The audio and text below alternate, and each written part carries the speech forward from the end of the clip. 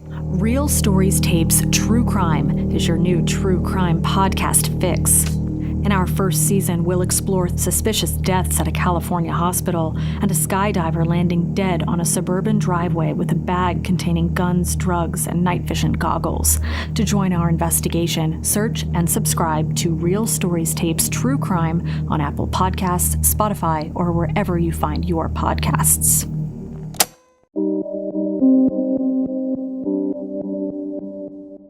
Victorian Manchester. A knife attack leaves a teenage gang member fatally wounded on a Manchester street, a victim of a gang feud and a turning point in the war on gangs. In another part of the city, a man is shot dead attending the wake of his friend, the victim of another gang murder. A drive-by shooting in broad daylight, which brought about the downfall of one of Britain's most dangerous gangs. These two gangland murders shocked the whole country, but although they took place in the same city, they took place over 100 years apart. We're going to be looking at gangland Britain, where we'll see that gang culture has been with us far longer than you might think. We're going to investigate some of Britain's gangs and discover how you joined them, what they stood for, and how they fell. In this programme, we're exploring Manchester's gangs to see what they were and what they've become.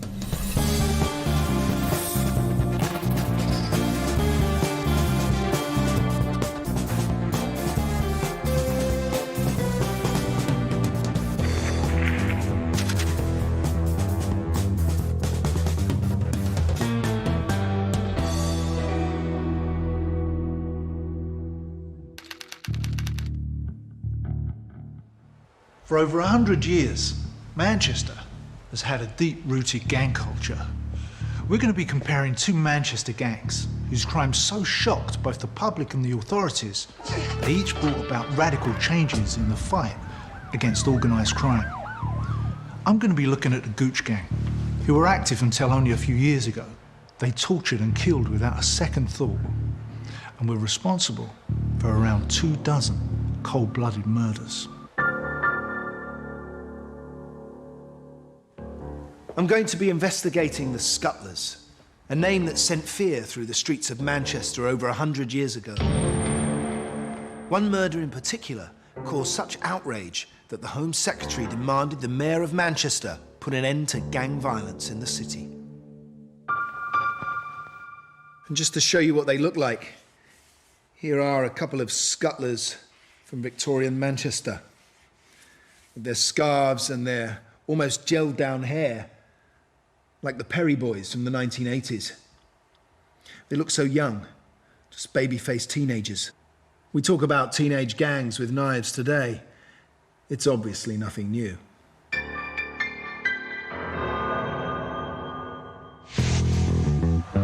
Victorian Manchester looks like a labyrinth on the map. So I want to get out there and take a look around to get a better idea of what went on back then.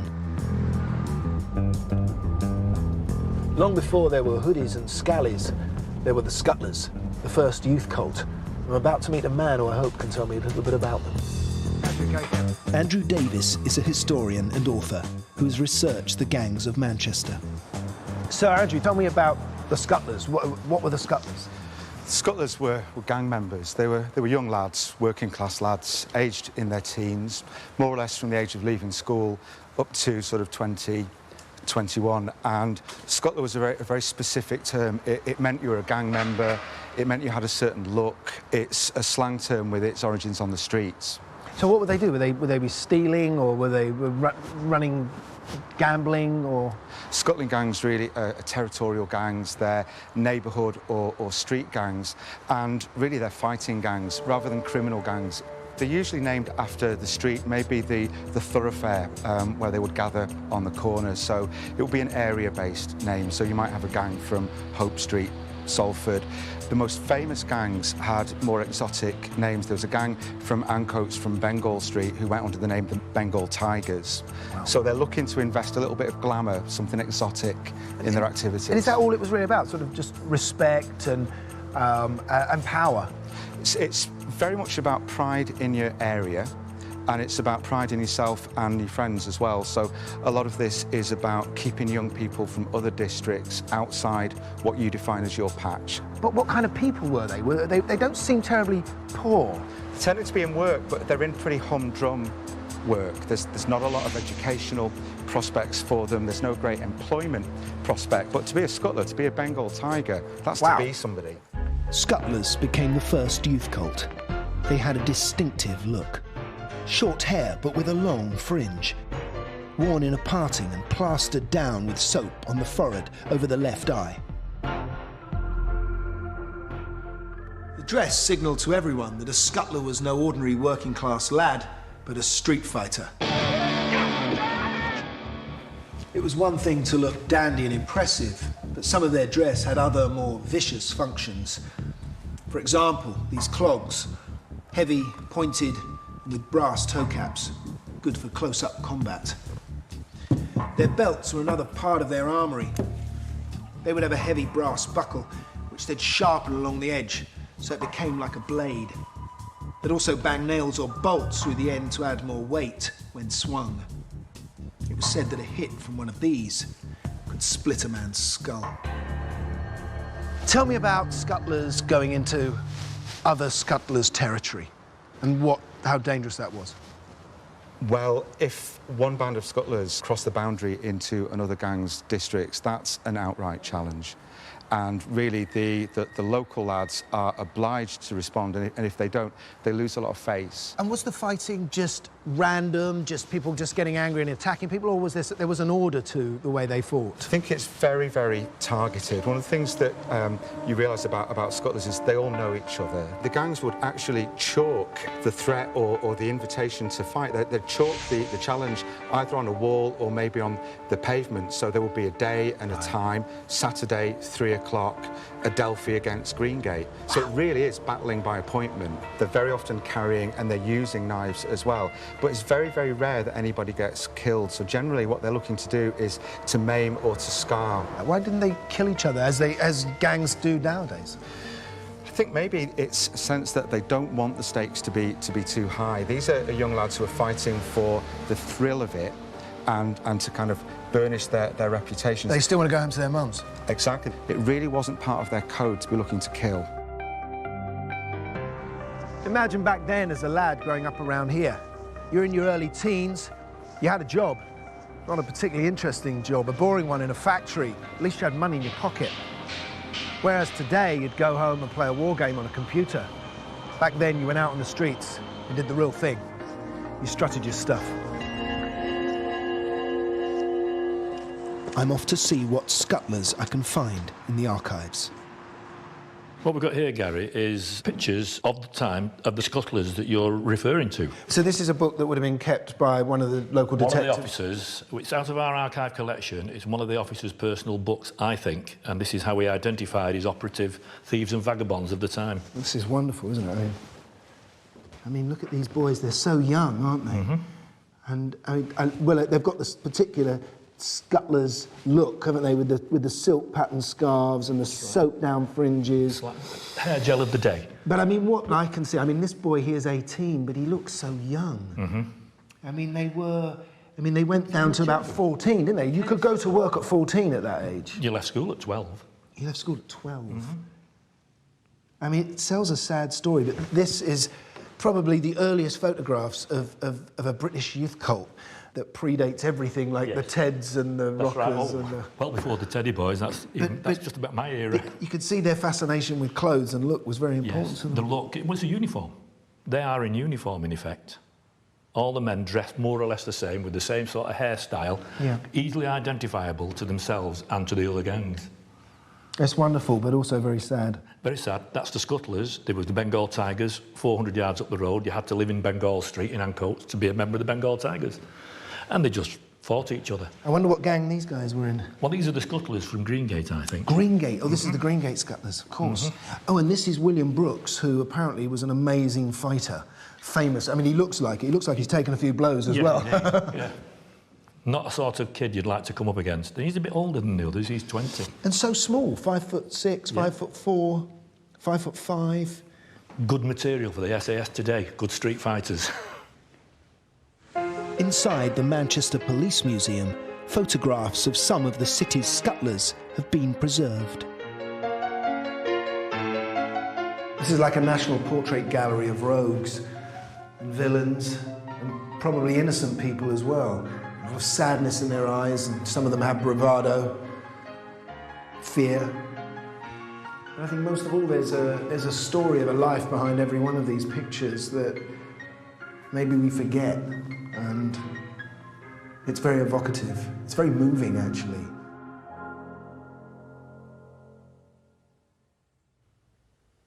You can tell, just by reading some of the articles from the time, that the gangs were seen as an unknown tribe, almost a different race of people. This is from the Courier newspaper of 1892. Each member of a gang is as well known to an enemy by a common name as are the Red Indians known by their tribe. Apparently there are no two gangs allied, and each are ready to declare war against another, the grievance of one member being a sufficient justification for a battle. On the same Wild West theme, written just a couple of years ago by Judge Mr. Justice Brian Langstaff, he says, "Manchester is not the Wild West, but many of you treated the streets as if it were.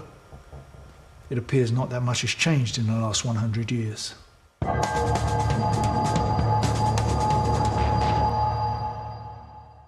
I'm going to be looking at the Gooch Gang. They were one of the biggest and most dangerous in South Manchester.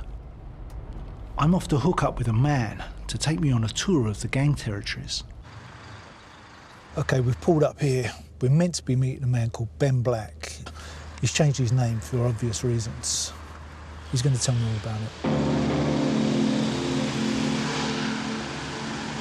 Firstly, mate, thank you very much for talking to me. I know this is difficult for you, but I wondered if you could just give me a brief overview of gang culture in Manchester. Gang culture in Manchester started in about the 1980s. The modern gang culture as we know it, in terms of gangs of drug dealers armed with guns, you could trace that back to the 1980s. In the inner city areas at the time, high unemployment, lots of young black men who found it very hard to get jobs and were basically socially excluded. It's always a political climate. It seems to be the same political climate that brings gangs around. Definitely.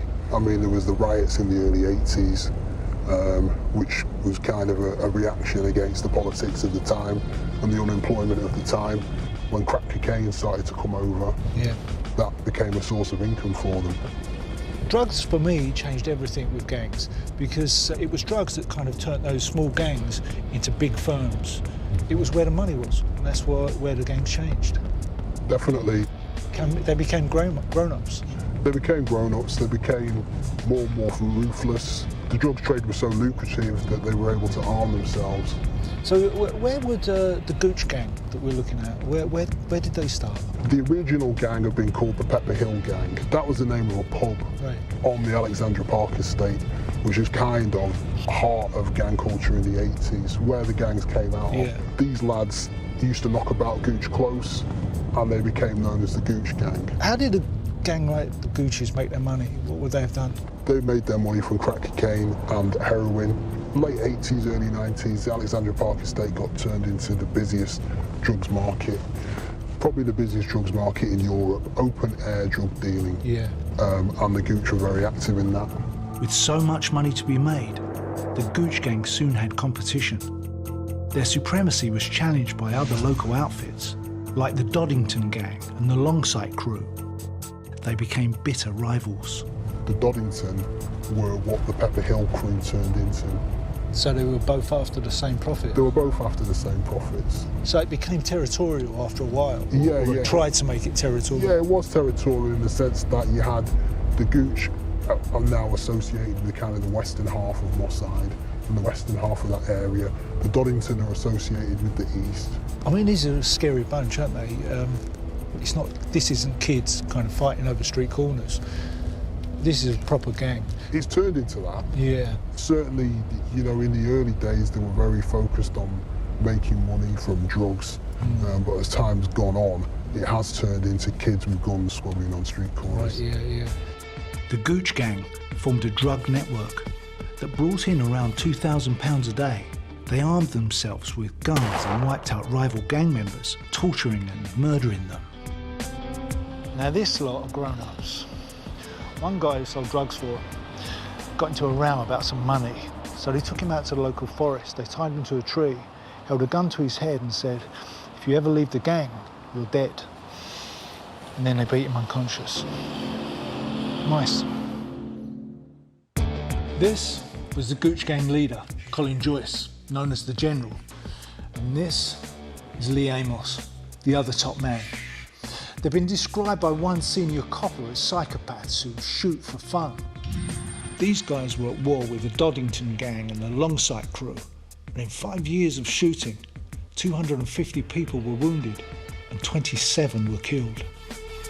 These tit-for-tat killings culminated in 2 brutal shootings.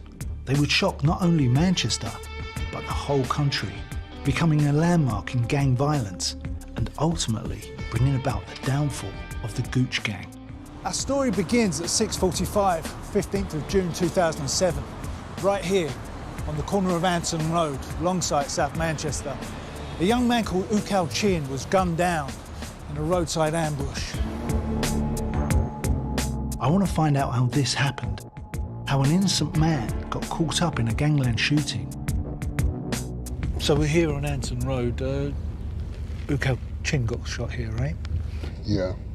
He'd been driving about with some friends that day.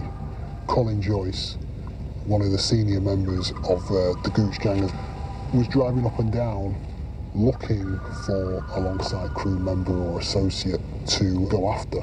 Somewhere along Anson Road, he spots Ukal Chin.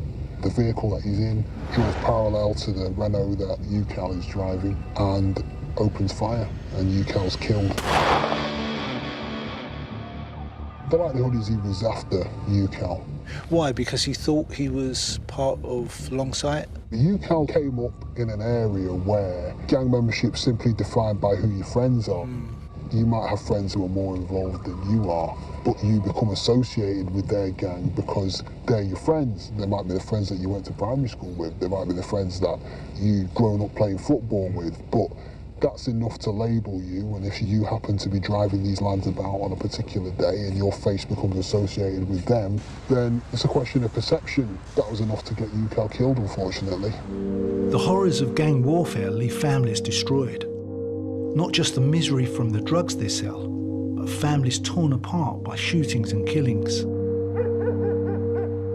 Can you tell me what happened on the day of Ukal's murder? The day Ukal murder, I was in work as usual, and when I was in work, I get a phone call, but really it wasn't me get the phone call, it was somebody else who I'm working with, and they say to her, Ukal get shot, and I say, what? Ukal get shot? And then they say he die, and I couldn't believe that was a shock to me, as I remember the day when he sat here and I sat there and we was talking, and he said to me, Mum, I'm going out, I'll be back in a minute. And that's the last word he said to me, and I always remember that. The violence got worse. Knowing that there would be a funeral and a wake for Ukal Chin, the Gooch Gang waited and planned another attack for July 27th. The wake was to be held here, at Chin's family home in Frobisher Close, Longsight. But the audacious Chicago-style shooting they all planned was going to be the gang's undoing. It would be so horrific, it would kick-start a major offensive by the Manchester police to bring down the Gooch Gang.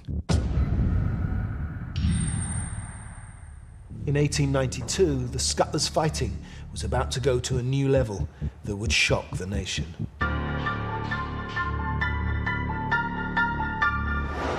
The tension centred around Peter Kennedy, a young factory worker from the Lime Street gang of Scutlers. Kennedy had been persuaded to join the Lime Street Scutlers, but his association with the gang came at a price. Each day after work at the dye factory, he would have to walk home through the slums that surrounded the Ashton and Rochdale canals, the territory of the Bradford Street gang. Kennedy had bravado and confidence. He'd had confrontations with the Bradford Street gang before, but this time One of them would single him out in a violent attack which would change the rules of street fighting. This is an old map of Manchester, and I'm just trying to find where it would have been, where the incident happened. And I can see Mill Street here on the corner of Great Ancoats Street, but everything looks very different on this old map. I mean, here it's just back-to-back housing, a real warren by the look of it. But, you know, this is what the scuttlers fought over. And you had to know which area was which, otherwise you could get into trouble. A bit like LA today. You don't want to stray into the wrong area. But on one Saturday in 1892, Peter Kennedy did just this. It would cost him his life.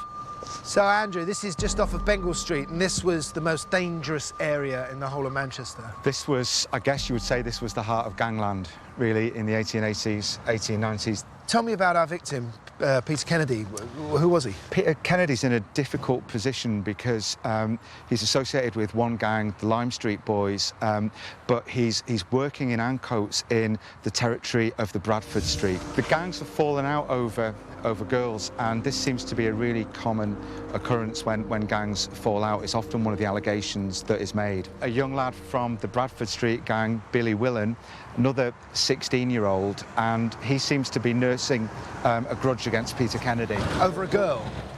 Yeah. William Willen had tussled with Peter Kennedy before. They'd had words, but neither side had landed a punch.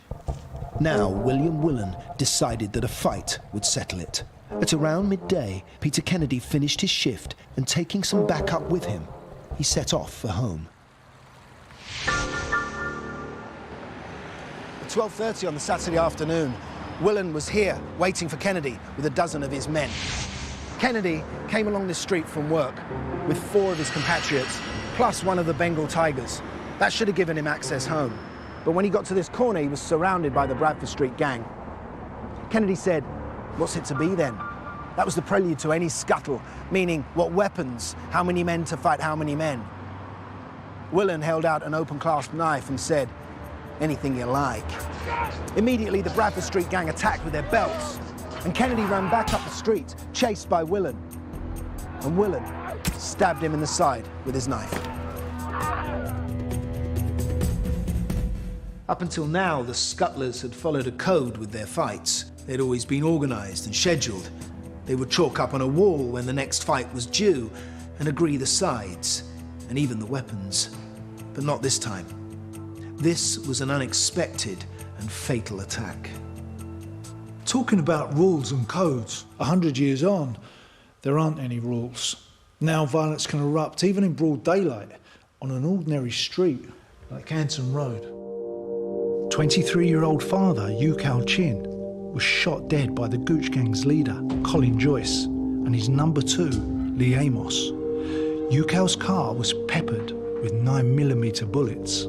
Ukal was killed because Amos and Joyce believed he was a member of a rival gang, the Longsight Crew. After Ukal Chin's funeral, a wake was held at his family home in Longsight. It was there on the 27th of July 2007 the Gooch Gang decided to strike again.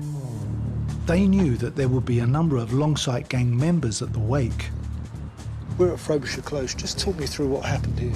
About 6 weeks after Ukal Chin was killed, his friends and family came together for a funeral. Afterwards, there was a wake at his mother's address.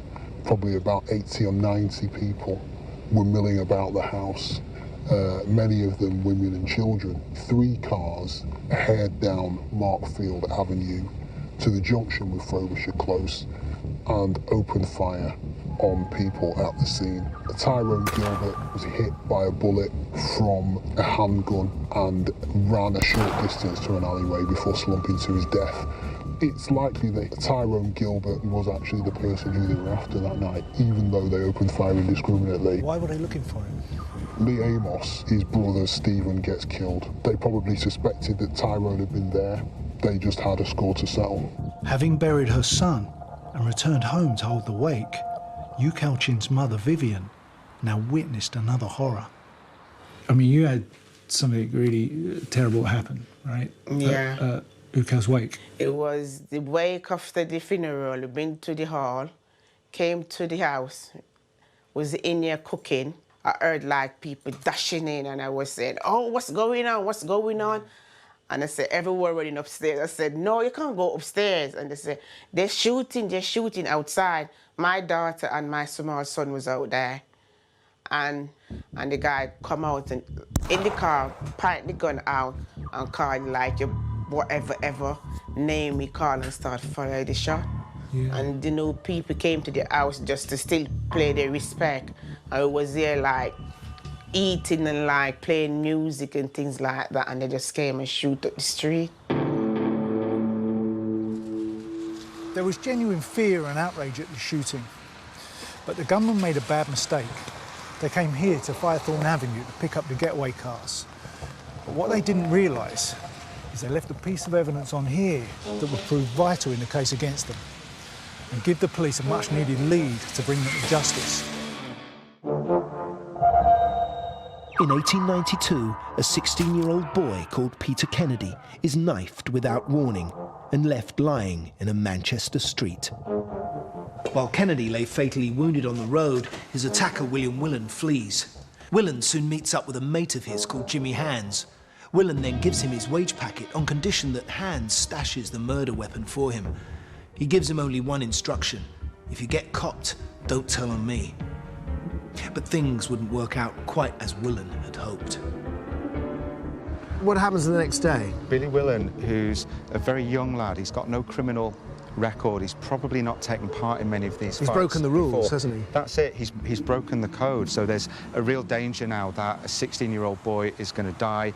This is going to bring a lot of police attention down on the gangs. The Bradford Street scuttlers will be getting very nervous about this, and they clearly decide amongst themselves that Billy Willan's gone too far. Instead of keeping quiet, the following day at 3 p.m, Jimmy Hands walked into Canal Street Police Station in Ancoats and handed in a clasp knife. He told the desk sergeant that the weapon had been used by William Willan to stab Peter Kennedy. What happens to Willan? Does he get arrested straight away? Yeah, he's arrested on the Monday morning, and Peter Kennedy rallies for a few days, but then his condition deteriorates. He dies a couple of weeks after the incident on Great Ancoat Street. And of course, what that then means is that Billy Willan and two of his friends are on trial for murder. The incident awakened everyone to the dangers of gang fighting. Even the gangs themselves thought that a line had been crossed and that Willan had gone too far. In the Scuttlers pubs across the neighbourhood, the Willan and Kennedy incident became a hot topic. So this place would have been full of gossip of the incident? Yeah, it would. This was a Scuttlers drinking den, really. This was one of the headquarters of the Bengal Tigers, and in the little neighbourhood pubs like this, right through Manchester and Salford, the fight between the Bradford Street Scuttlers and the Lime Street boys would have been the topic of conversation. So what happened? I think the evidence against Billy Willan was just too strong, and what was really unusual in this case, members of his own gang had actually testified towards his prosecution.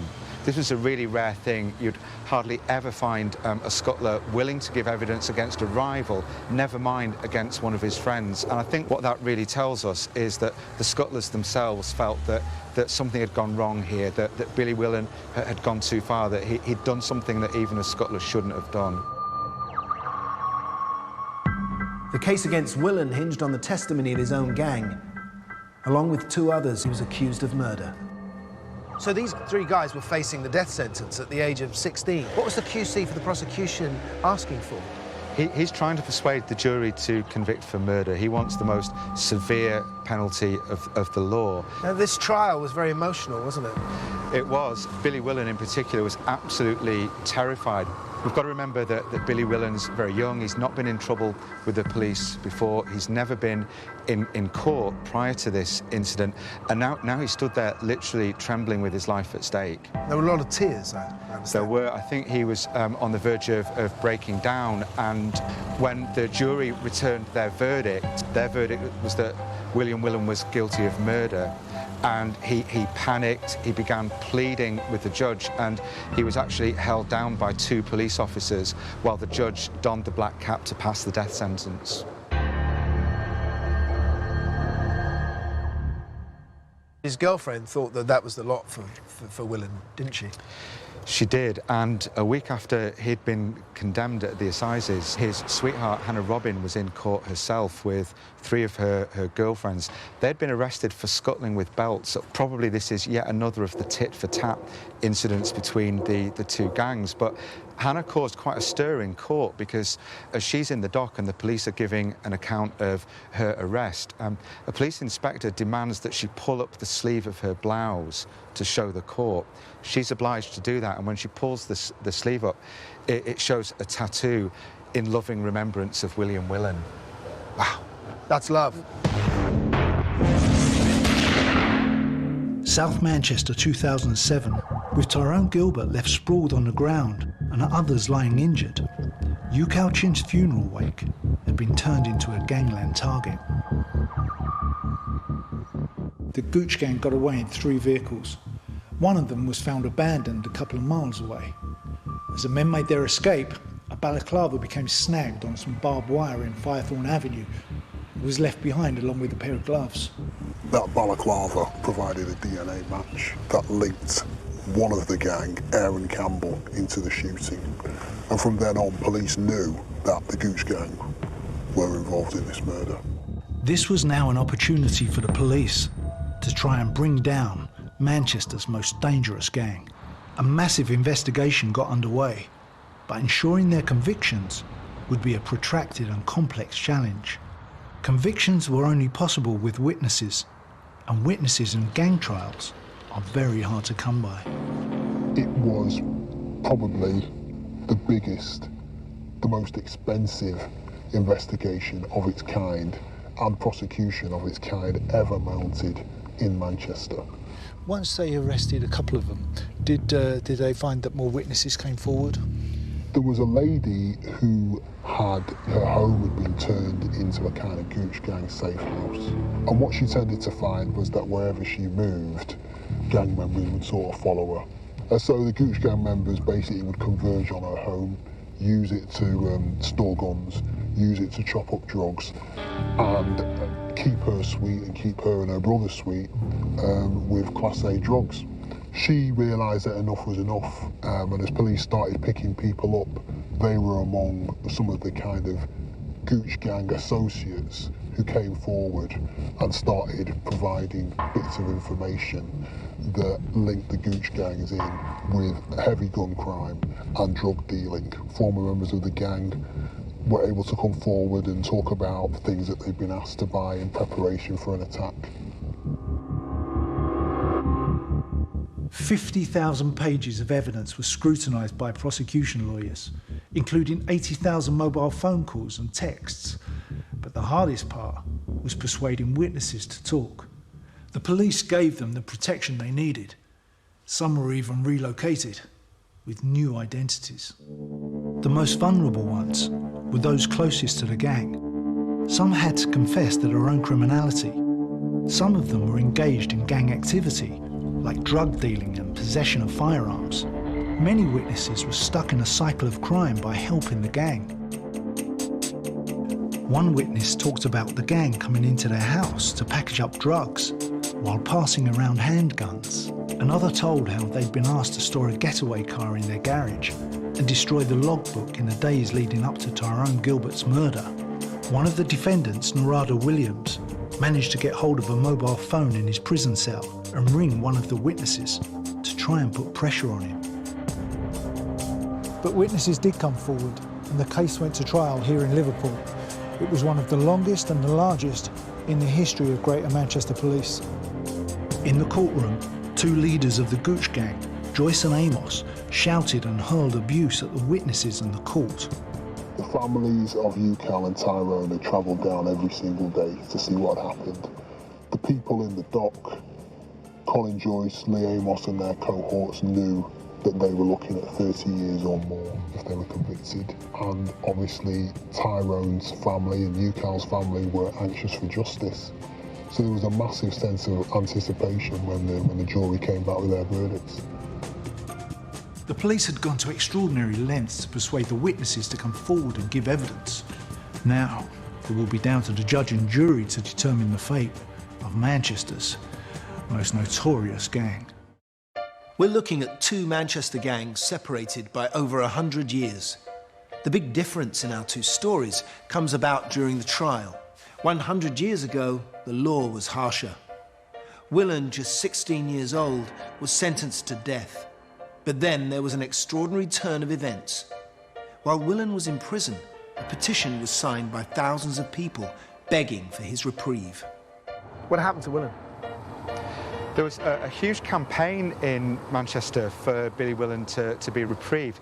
It's actually very rare by the late 19th century for an offender as young as 16 to hang. So there was probably some expectation that Willan's life would be spared, but no one could take this for granted. And his family, especially his mother, worked very, very hard to try and rally public support. Thousands of people signed a petition. They're really trying to persuade the Home Secretary to come down on the side of a reprieve. He was reprieved in the end. He was reprieved by order of the Home Secretary, and his sentence was commuted from death by hanging to penal servitude for life. At the last minute, Willan's death sentence was changed to just 8 years imprisonment. It was a compassionate end to the story. But the Home Secretary demanded that the Mayor of Manchester put an end to scuttling. So what did they do? I think that the Billy Willan case was a wake-up call to Manchester, really. There were a lot of people in Manchester who were so angry with what he'd done that they wanted him to go to the gallows. But there was a counter-argument as well, and newspapers like the Manchester Guardian really were pressing very hard now to say that this is not just the responsibility of one young lad, this is the responsibility of the city to think about why are lads doing this? Why isn't the city providing better things for them to do? And they did. The answer that Manchester came up with was the Working Lads Club movement. These were founded by middle-class, in some cases evangelical, social reformers who actually decided the time has come now to put on new facilities for lads in districts like Ancoats, to give them an alternative to hanging around the streets. And did the lads find that more attractive than scuttling? I think scuttling sounds pretty attractive in many ways, but... The younger lads actually really go for the clubs in a big way, and I think what that does is it begins to divert recruits away from the gangs into the clubs. And over 10 years or so, the gangs begin to wither away. So even by the time that Billy Willan comes back to Ancoats in 1900, people are starting to talk about scuttling as a thing of the past. By 1900, the scuttling gangs had all but vanished. The worst slums were razed and the poor rehoused. New activities appeared, like the cinema, alongside sports clubs where you could try your hand at a bit of boxing or football. One of these schemes resulted in the formation of St Mark's Football Club, now known as Manchester City FC.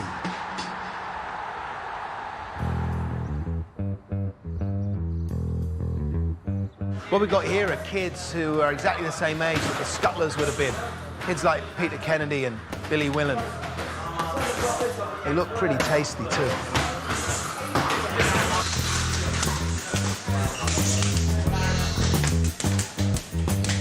So Taggy, tell me about this club. How long has it been here? It's been here almost, I'd say about 18 years. It was the old direct works. Basically, Joe got it, took a big chance, put his own house up for sale. This gives kids something to do, gets them off the street, doesn't it? I mean, that's the point of it. Yeah. I mean, I've always believed that, Gary. What I've always been involved with is sport, whether it's been boxing or football or whatever it's been. And not just for a favoured few, not just males even. We are a community-based club. Do you think this is a real alternative for kids from the gangs? I mean, are kids turned around with this place? It gives kids that sort of alternative. They can see it, they can be involved in it, it's a part of them. Perhaps in some cases, it's one of the major sort of platforms to give them self-esteem. You get kids who could have gone the other way, the bad way, yeah, who come here and you feel like you've changed them. Yeah. Well, I think that about all the kids that I've ever known, not just in boxing, although we're talking here about boxing. I think if you give kids anywhere in the world an alternative, something that they can genuinely identify with, want to do, be involved in. Looking at the records from over 100 years ago, you seldom find a clerk or an apprentice being arrested for scuttling. It was always the lads in the huge swathe of society for whom few opportunities existed. These boys had meagre prospects and no political voice or rights. Joining a gang gave them a sense of belonging. It's no coincidence today, listening to reports of knife and gun crime. They still tend to be clustered in those areas where young people have fewer educational opportunities. So what do we do to stop it happening again, you know? Where do we go? There's no place for the kids them to go because it's like the government or the council closed down loads of the youth centre. So it's like you see most of the kids them hanging about on the street or they'll be sitting in the park and things like that. So there's nothing for them to do. Because some of them can sing, they can rap, they can do all sorts, but what I'm saying, there's no way for them to go to do it. And when there's nothing for them to do, what they're gonna do, that's the time they go and do what they don't supposed to do. After the most extensive investigation in Greater Manchester Police's history, the men who murdered Vivian's son were brought to justice. Colin Joyce was convicted of the murders of Ukal Chin and Tyrone Gilbert. He was told he would spend the next 39 years behind bars. Lee Amos was given a sentence of 35 years. The rest of the gang received a total of 146 years. 11 very dangerous men were removed from the streets of Manchester. Posters aging the faces of Joyce and Amos were put up around the city, making it clear to other young gang members the reality of a 30-year stretch in prison. With the Gooch gang now broken, gun crime in the city fell by almost 60% over the next 2 years. But what's been done to prevent offshoots of the gang, or even another gang entirely, from filling the void? One solution is a movement called Mothers Against Violence. They help build relationships and gain the genuine trust of young people to strengthen their community. I'm going to meet Patsy, who helps run this charity. Mothers Against Violence started in 1999 when a friend of my son came to me and told me about it because I wouldn't have known about it. And he said, I think you should be there. So I thought, okay. That was like a week after my son was shot and killed. How long ago was that? He was killed in 1999, yeah. And within that 10-day period, there was 3 young men who were shot in different parts of Manchester and were killed, and my son was the second one out of the 3. And what happened then, the community started thinking, what's happening? And so a group of mothers decided we needed to do something about it. We started the group and then we started looking at how we can deal with the situation and make our community a better place to live in. We go into prison, we talk to young men who are in prison, we talk to some gang members, we talk to previous gang members. So we're hearing things on the ground all the time. The solution to the problem really is to actually find out what your children are doing. And what does the future hold for Manchester? I believe the future is bright for Manchester.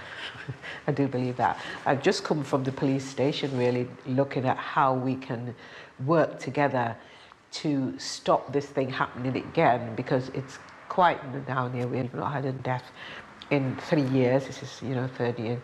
And so we were looking at the people who are locked up now, who's supposed to be coming out soon, and how we're going to be working to make sure that that doesn't start up again. You're there to help and support them, and once they see that, I really believe that's what changes people.